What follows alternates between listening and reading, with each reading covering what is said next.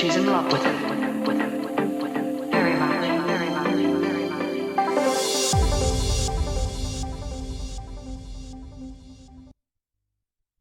Buenos días, tardes o noches, queridos internautas y lectores. Quisiera darles de nuevo la bienvenida a mi programa Nombre por Definir en esta, su segunda emisión. Espero que te encuentres de maravilla en estos inicios del año y pues todo siga así lo que resta. Con respecto a nuestro episodio de esta semana, continuaremos donde nos quedamos. El programa será la segunda parte del tema que estábamos tocando, los orígenes del manga y el cómic, y las razones del por qué Japón está dominando el mercado de las novelas gráficas. En la primera parte repasamos la historia de los cómics y del manga, hablamos de los principales creadores y en este capítulo continuaremos con el tema. Sin embargo, ahora exploraremos los motivos por los cuales el mercado nipón se encuentra dominando esta industria.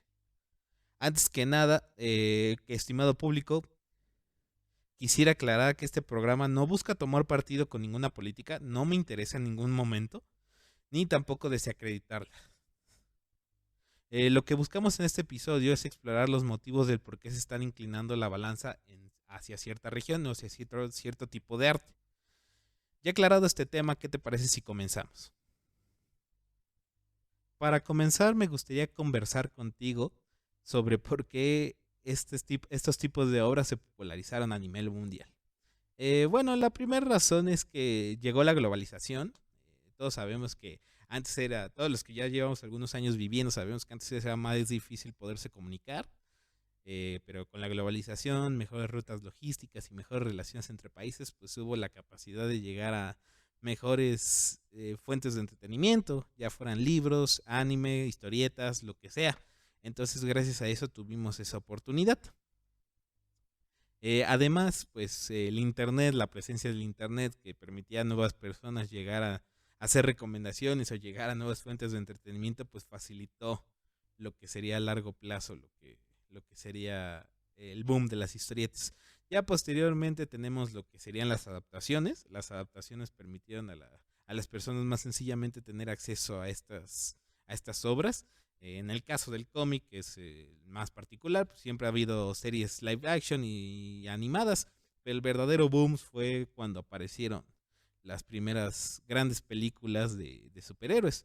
Nosotros conocemos cuáles son, pues son el Superman del Christopher Reeves, que ya fallecido, y el Batman Michael Keaton. Fueron el boom en ese momento, fueron los blockbusters, pero lamentablemente debido a sus malas secuelas, pues se cortaron estos proyectos. Luego como que estuvo medio pues en mal estado lo que sería el mercado. Llegó en el año 2000 la primera adaptación de X-Men, la cual fue un éxito debido a su calidad, su historia, su música. Fue una producción de mucha inversión, lo cual permitió que la gente sintiera interés por eso. Posteriormente vinieron lo que sería Spider-Man, X-Men 2, o sea, grandes representantes de lo que sería el cómic de superhéroes. Particularmente creo que Spider-Man 2 resalta mucho, pero hubo muchas malas adaptaciones. ¿Sí? Te estoy viendo a ti, Daredevil. Entonces, ¿qué pasó? En 2005 aparece Christopher Nolan y se decide hacer una versión más realista de Batman. Cuenta con bastante éxito, motiva otras películas como lo que sería la nueva saga de James Bond. Y en 2008 llega la secuela de la misma, que es El Caballero de la Noche. Fue un boom completamente. La gente no esperara que hubiera una película de tanta calidad sobre superhéroes. Buena historia, buena música, un montón de acción, unas actuaciones brutales, particularmente la de Heath Ledger, lo cual le hizo darse cuenta a Hollywood y a la gente en general la capacidad artística que tenían ese tipo de obras. Curiosamente, el mismo año, pues nos llega Iron Man, ¿no? Iron Man, de la mano de Robert Downey Jr. y de Jon Favreau, si no me equivoco, apoyado por Kevin Feige, uno de los productores de Marvel, pues deslumbra. O sea, también se vuelve un éxito en taquilla, es exitoso, es popular, es muy divertida y le da a entender a Hollywood que a pesar de que estos personajes sean desconocidos, porque sí, Iron Man ahorita es conocido, pero en general no era tan particularmente conocido como el Capitán América, como Spider-Man. A pesar de eso, si se hacía una buena adaptación, cualquier personaje podía ser popular.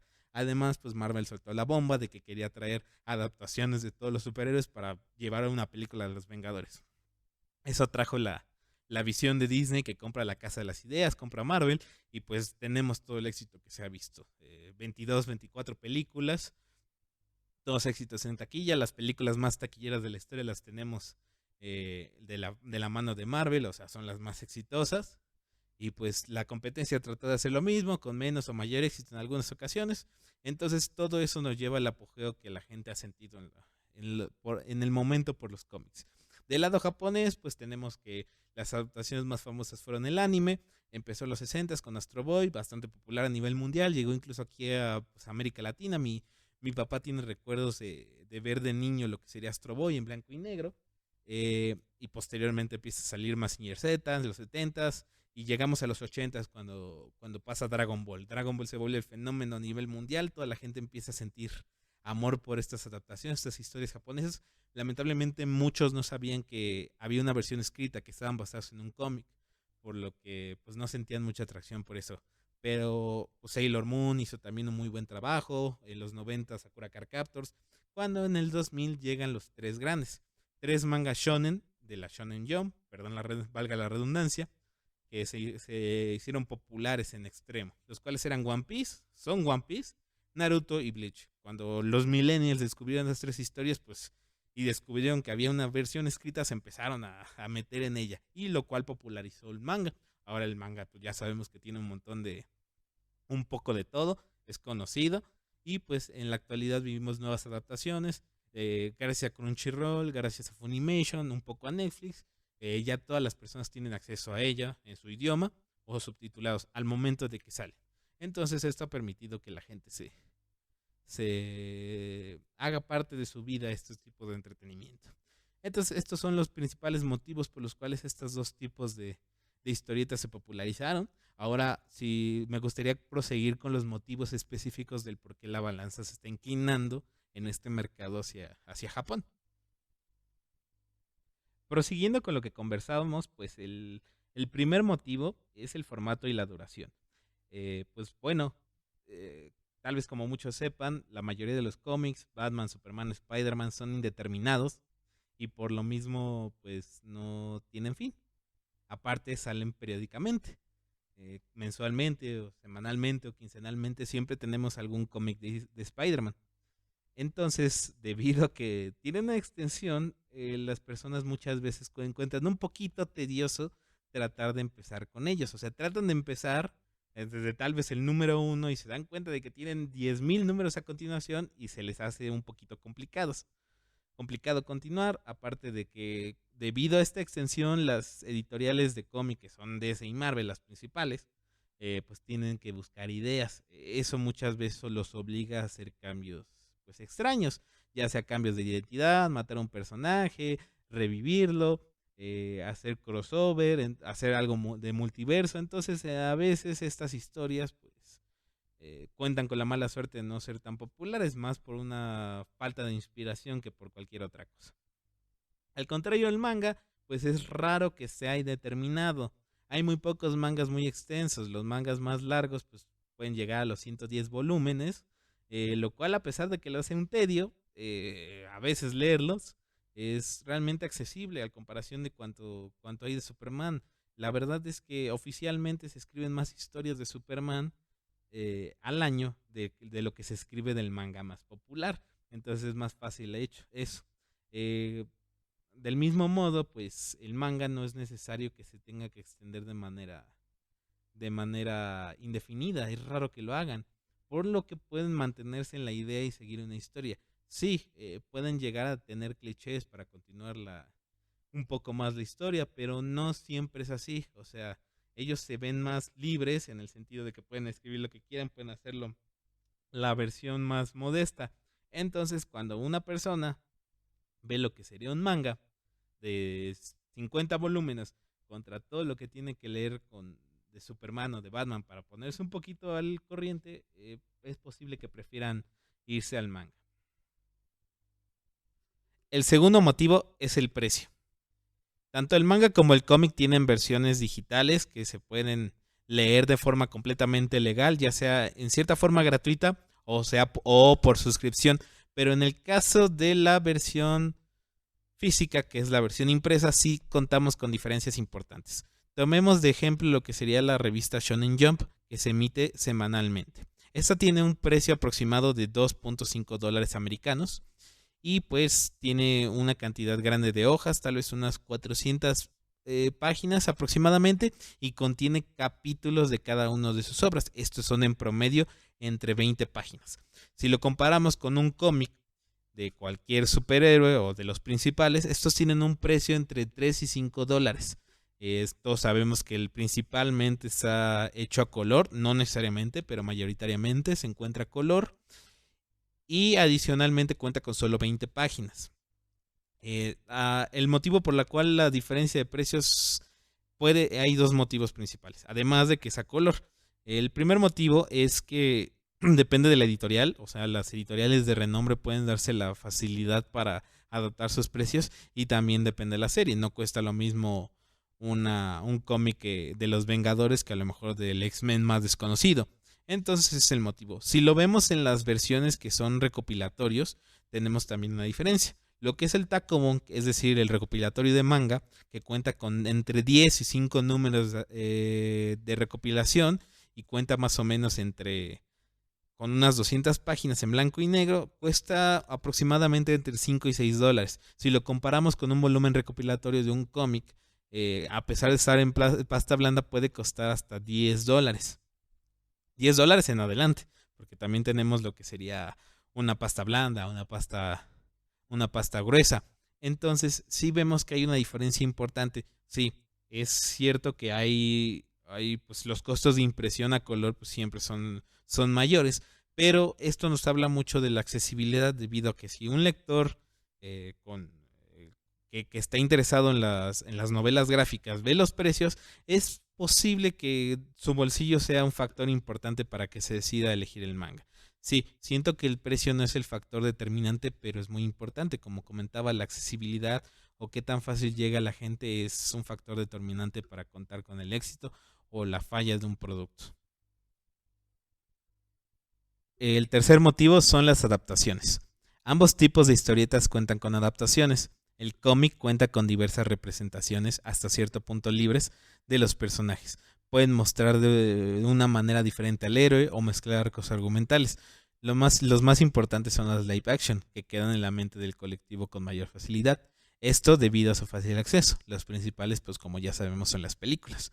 El problema de todo esto radica en que los filmes en la actualidad deciden el futuro de los cómics, de las historietas. Debido a estas adaptaciones bastante exitosas, se cambian aspectos en las versiones escritas. Por ejemplo, cambian la naturaleza del personaje, partes visuales o el tono general de la historia. Entiendo precisamente por qué se hace. El motivo es para atraer nuevas audiencias que sintieron aprecio por la película o se identificaron con la misma.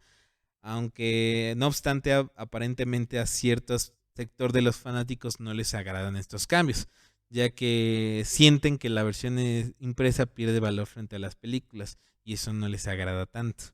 En tiempos modernos, lo triste es que la versión oficial se ha convertido en las películas y el cómic, que es lo original, ha quedado un poquito relegado en el olvido. En la otra mano tenemos lo que es el manga, cuyas adaptaciones mayoritariamente son animadas, pues sabemos que es el anime. Y es cierto que aunque llevan cierta inversión significativa y bastante trabajo, no son tan complicadas como hacer una película de acción real. A su vez, estas adaptaciones no suelen tener alteraciones en el material original. Es decir, la mayoría trata de ser lo más fiel posible a estos mangas, o sea, a los cómics, a las versiones de historieta. Sí, existen ciertos animes que han cambiado por completo la historia y no han quedado en el agrado. Hay veces en las que sí, pero pues tratan de ser lo más fiel posible siempre. A su vez, a pesar de que siga un manga en emisión y al mismo tiempo tenga una versión animada, esta adaptación no suele cambiar lo que sería el manga, debido a que el manga siempre es considerado como la versión oficial y canon. Por lo mismo, sí se ve una diferencia importante en cómo qué tanto afectan las adaptaciones al material original y qué tanto respeto por el mismo sienten. El cuarto motivo es la temporalidad. Los cómics tienen un legado. Por lo general, muchos personajes son algo longevos. Las personas desde el momento en que nacen muchas veces conocen a estos personajes, saben sus motivaciones, su historia, sus poderes, tienen una idea general de quiénes son. Y debido a toda esta idea general que tiene el público, está muy encasillado lo que realmente, cómo se comportan estos personajes. Es el motivo por el cual las editoriales no se atreven a tomar riesgos creativos significativos, debido al rechazo del público.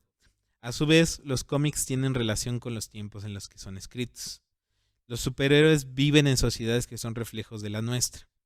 Aunque en su mundo ficticio haya poderes y magia, la naturaleza de las personas es básicamente la misma que la de nuestro mundo. Sea para bien o para mal, nuestra sociedad sufre cambio de valores, por lo mismo, estos se ven reflejados dentro de lo que serían la historieta. Esto afecta principalmente al sector más conservador de los lectores.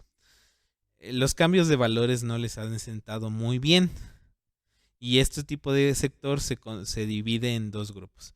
Aquellas personas que tienen tendencias de derecha y no les agradan los rumbos o el rumbo y los cambios que ha sufrido la sociedad actualmente y desaprueban cualquier tipo de inclusión de nuevos valores en la cultura. El segundo grupo conservador es aquellos fanáticos que simplemente no prueban los cambios en la narrativa y en los personajes. Más que una cuestión religiosa o política, es simplemente personas que no les agradan los cambios. Se sentían a gusto, con cómo iba el personaje, cómo iba una historia, y cualquier cambio pues sufren un rechazo instantáneo. No es un grupo que trate de agreder o de molestarse por algo, sino que simplemente son personas que no les gustan los cambios. Y es un grupo de personas que siempre ha existido. Por su parte, lo que sería el manga no conlleva tanto legado. Sí, es cierto que hay obras legendarias como Dragon Ball y Berserk, pero no conllevan tanto tiempo, no tienen tanto tiempo en la mente del público para que le esté tan encasillada su idea. Por otro lado, pues no, como comentaba, no tienen tanta historia y es más viable que las personas, pues si sufre un cambio, si hay alguna idea nueva dentro del manga, las personas posiblemente sufran una molestia menor debido a que no tenían tanta idea de cómo se movía la obra. En general, el manga trata de representar nuevas ideas y mundos diferentes en una multitud de géneros e historias. Por eso las personas que buscan entretenimiento o una narrativa que no esté directamente influenciado por la sociedad o el mundo en el que vivimos, es fácil que se dedique o busque ir por el manga, ya que nuestro mundo o nuestra sociedad no directamente o no necesariamente afecta lo que sería la escritura de una historia de manga. El quinto motivo es la libertad creativa. Los mangakas son completamente libres de escribir lo que quieran. No entraremos en los temas tabús o en la cuestión de la censura. Sin embargo, a lo que me refiero es que un autor puede crear una historia de lo que desee y esta se puede volver popular, porque el interés del público japonés es entretenerse. Los autores pueden escribir historias de piratas, de un manga, de un manga de chicas fantasmas, de una que tiene problemas para comunicarse, de deportes, de alguien con problemas en el amor o de cómo escribir un manga. No tienen límite porque el público japonés está abierto a cualquier tema. En cambio, los lectores de cómics no están tan dispuestos a nuevos temas o ideas. A nivel mundial, todas las personas identifican los cómics con los superhéroes, por lo que si viene un cómic de otra temática, no le prestan atención porque creen que es de tipos enmascarados o porque no lo es y esperaban que sí lo fuera. La verdad es que los cómics tienen una variedad de temas impresionantes, hay de todo tipo, pero lamentablemente son ignorados por el público y muchas veces también por las grandes editoriales. Por eso no siempre pueden llegar a todos los posibles lectores. Adicionalmente hay otro punto. Las editoriales de manga no son completamente dueñas de los derechos de la obra. Los comparten hasta cierto punto. Con el autor, este a su vez conserva cierta autonomía. Es cierto que los escritores de manga tienen que obedecer los parámetros del publicador, pero no así su obra es de ellos. Así que deciden escribirla, ellos deciden qué escribir y cómo. En Marvel y DC no sucede eso. Las editoriales son dueñas de los personajes y ningún escritor o dibujante puede realizar cambios sin previa aprobación. Ni siquiera los creadores de los personajes originalmente tienen voz o voto. Stan Lee es un ejemplo de eso. A pesar de ser considerado el creador, no poseería derecho alguno sobre los personajes. No hay que olvidar que ambas editoriales son propiedad de dos de las compañías más grandes del mundo, Disney y AT&T, por lo que es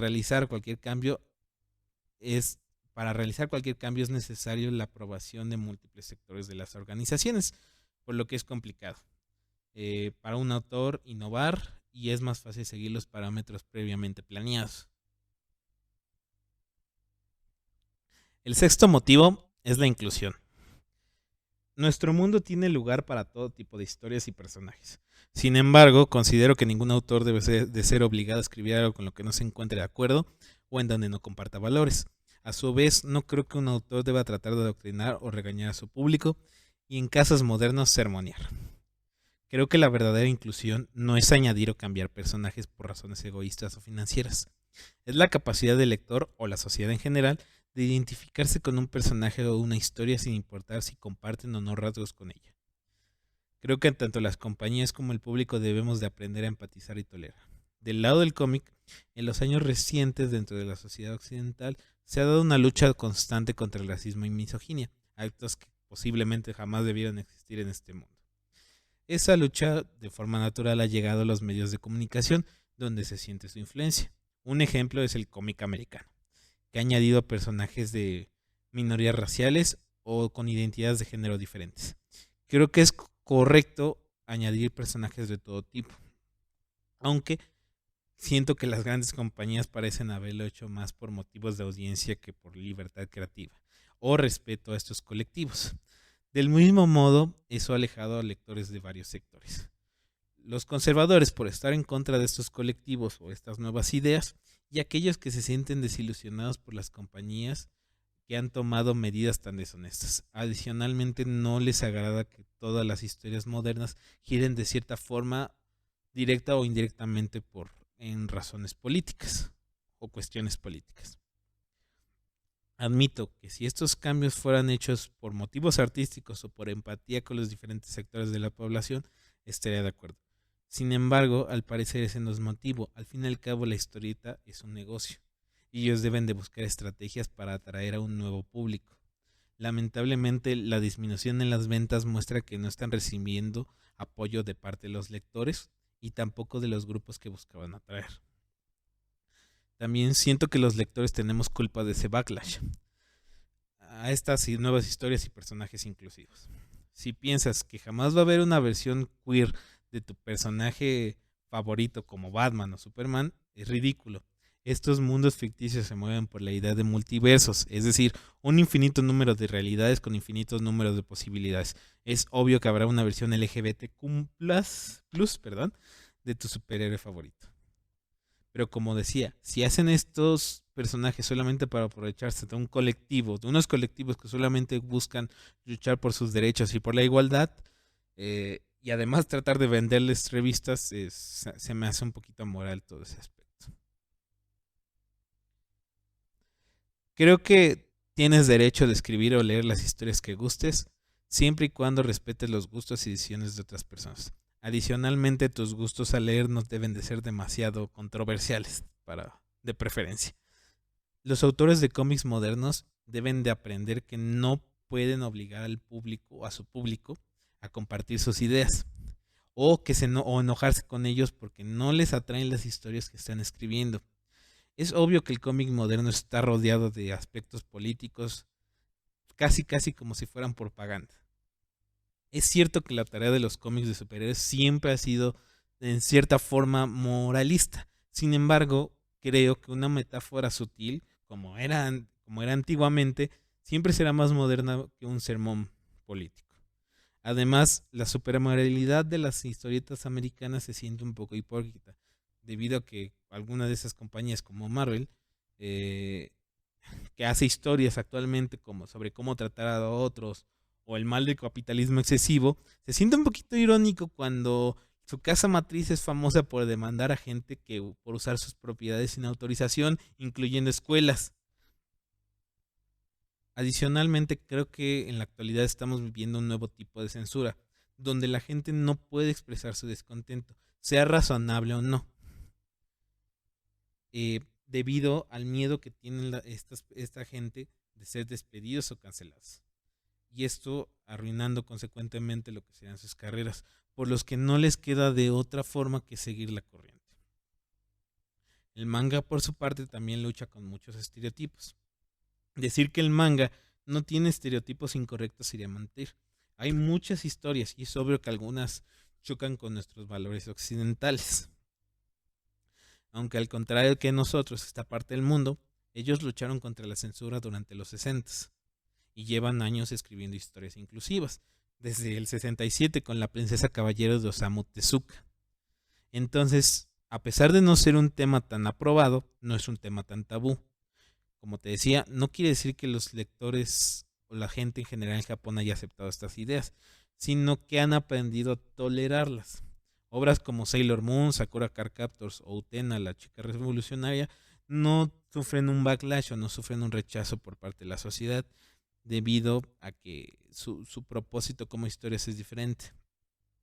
Incluso dentro de los géneros de manga, novelas o artes más famosos, en Japón se encuentra el BL, que es el Boys Love, o Yaoi como para los conocedores. Que básicamente se trata de atractivos jóvenes masculinos que se enamoran. Es extremadamente popular allá y también en otras partes del mundo. Al contrario del cómic americano, ellos no tratan de hacer historias inclusivas porque traten de llamar la atención o traten de atraer cierto público. Simplemente las hacen porque quieren entretener o porque se sienten a gusto escribiendo eso. Así que la libertad que tiene el escritor o el público en una parte del mundo es diferente a otra. Y por lo mismo el manga, pues la gente que se interesa en historias, sean inclusivas o no, es más fácil que sienta cierto aprecio por lo que sea el manga, porque son historias cualquiera que los americanos, que es básicamente un sermón. El séptimo y último motivo, pues es el cansancio. Actualmente todo es superhéroes, series, películas y videojuegos. Es obvio que hay un sector de la población que poco a poco se está hartando. El motivo es obvio. La gran mayoría de películas de ambas compañías son éxitos momentáneos que quedarán fuera de la mente del público una vez que se estrena la nueva película. Varios creadores de diferentes artes se han quejado de eso. Lamentablemente, eso de una forma u otra está matando a la industria del cómic, que ahora depende al 100% de las películas. No me malentiendas, es obvio que hay ganancias en los cómics después de las películas. Cuando sale un filme, hacen números especiales y las ventas aumentan, sin embargo, al poco tiempo vuelven a bajar, ya que son solo pequeños picos de aumento, y esto es debido a la falta de creatividad, a la falta de capacidad de las grandes editoriales para mantener ese público. Además, seamos honestos, en este momento los cómics ya no son un medio de comunicación, son solo publicidad para los filmes. Todos los géneros de cine extremadamente populares cayeron con el tiempo. Un ejemplo es el western. Tarde o temprano los superhéroes dejarán de interesarle al público y el cómic sufrirá las consecuencias. El cansancio también lo podemos proyectar de una forma más sencilla. Cuando alguien quiere leer, simplemente y sencillamente, su primera opción va a ser un libro.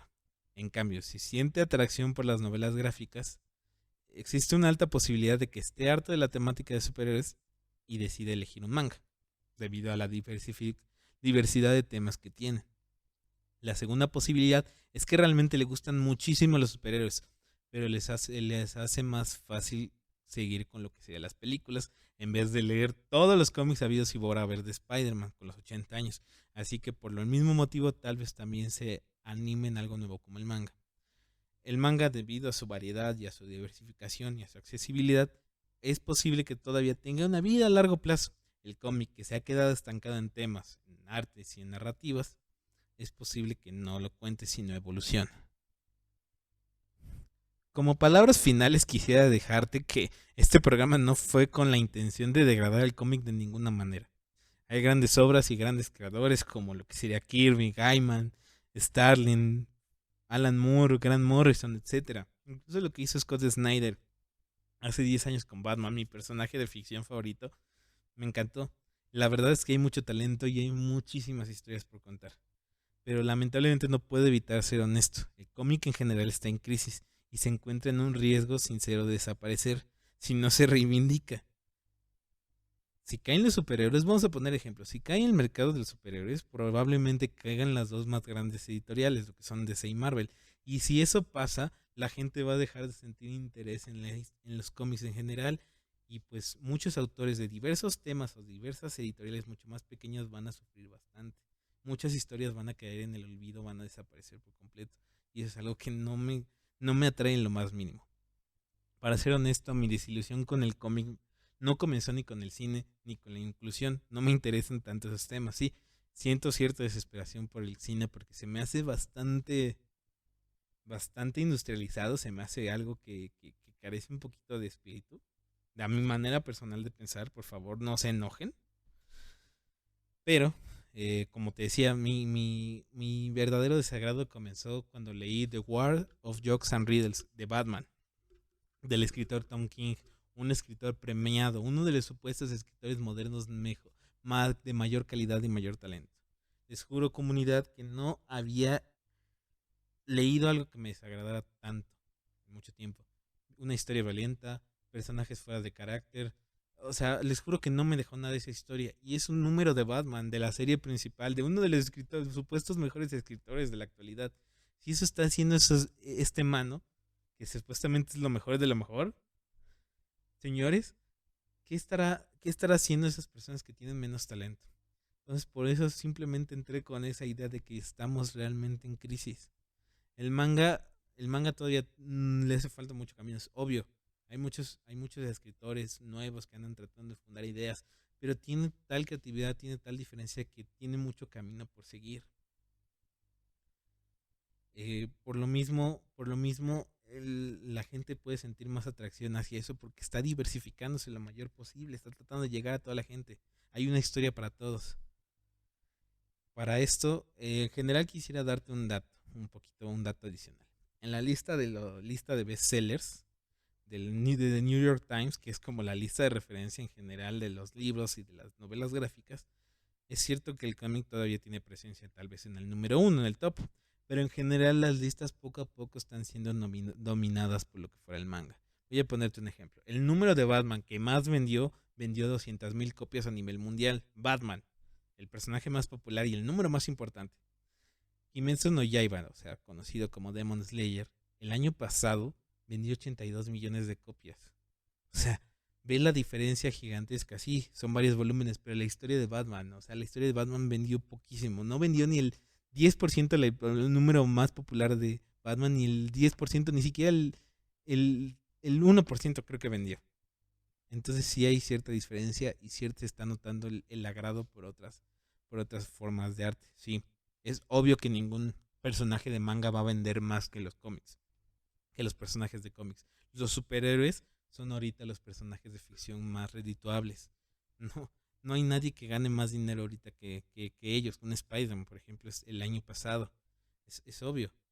Pero poco a poco esto está forzando a los cómics a desaparecer. Y no hay que olvidar que al fin y al cabo las películas toman, toman por completo inspiración de las historietas. Si llega un colapso, llega de haber historietas o se acaban las historias por contar, va a desaparecer sin superhéroes naturalmente. Entonces, como te decía, la intención de esto no fue criticar de ninguna manera lo que sería el cómic. Simplemente es decir el motivo por el que está en crisis. Hay rumores incluso de que AT&T amenazó a DC Comics de que si la reestructuración no funcionaba, posiblemente dejen de hacer historietas, lo cual sería un golpe letal para la industria. Entonces, pues te agradezco muchísimo que estuvieras conmigo en este alargado viaje, que me permitieras explicarte por qué hay un declive en los cómics y que no te haya parecido tan cansado. Hubo muchos temas de los cuales hablar, debido a que si no los enfocábamos no íbamos a entender el por qué se está dando este fenómeno en el mercado. Por lo demás, pues quisiera agradecerte mucho tu presencia y paciencia con todo esto. En nuestra segunda emisión de Nombre por Definir, mi nombre es Alan Aybar, soy escritor. Si te gusta nuestro trabajo, ojalá puedas darle chance a mi página donde estoy publicando artículos o un nuevo libro de ahora en adelante, o a mi fanpage estamos tratando de interactuar con la comunidad en general. Del mismo modo, si hay algo que no te haya agradado de este programa o que sí lo haya hecho, por favor compártelo. Mi intención es mejorar esta experiencia lo mejor posible, valga la redundancia de nuevo. Mi intención es mejorar todo esto y pues estoy dispuesto a escucharte a ti internauta. Entonces, pues te agradezco mucho, que tengas excelente semana. Espero volverte a ver en nuestra siguiente emisión. Hasta luego.